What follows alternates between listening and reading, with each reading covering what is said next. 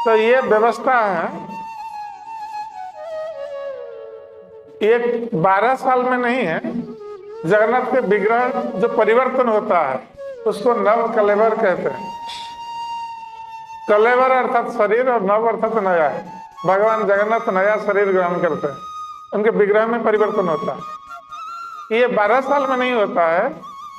जिस वर्ष 2 आषाढ़ पड़ते हैं, आषाढ़ का महीना जैसे 2 मासी पड़ता है ना हर 3 साल में, तो जिस वर्ष 2 आषाढ़ पड़ेंगे उस वर्ष जगन्नाथ जी का नवकलेवर होगा। और नवकलेवर का जो विधान है वो इस प्रकार है कि जिस वर्ष नवकलेवर होगा तो भगवान जगन्नाथ के सेवकगण ये व्रत रखते हुए एक मंगला देवी का मंदिर है, वहां जाते हैं, वहां यज्ञ अनुष्ठान होता है और वो उपवास रहकर देवी से प्रार्थना करते हैं, ये बताने के लिए कि जगन्नाथ जी के विग्रह के लिए दारू कहाँ से प्राप्त होंगे, लकड़ी कहाँ से प्राप्त होंगे। तो लकड़ी को दारू कहा जाता है। और वो देवी स्वप्न में बताती है कि इस दिशा में जाने पर जगन्नाथ जी के लिए ये वृक्ष मिलेगा, इस दिशा में जाने पर बलदेव के लिए वो वृक्ष मिलेगा, इस दिशा में जाने पर सुभद्रा के लिए मिलेगा। ये सब देवी स्वयं स्वप्न में बताती है सेवकों को।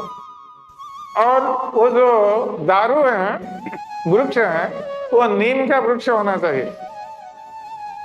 नीम के वृक्ष से चंदन की सुगंध आती होगी। ऐसा वृक्ष भगवान के विग्रह के लिए उपयुक्त माना जाता है कि नीम का वृक्ष, उससे चंदन की सुगंध आती है।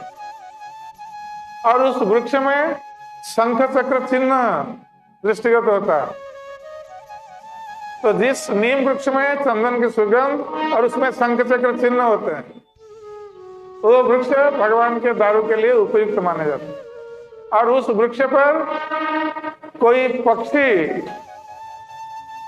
अपना निवास बनाया नहीं होगा। और उस वृक्ष को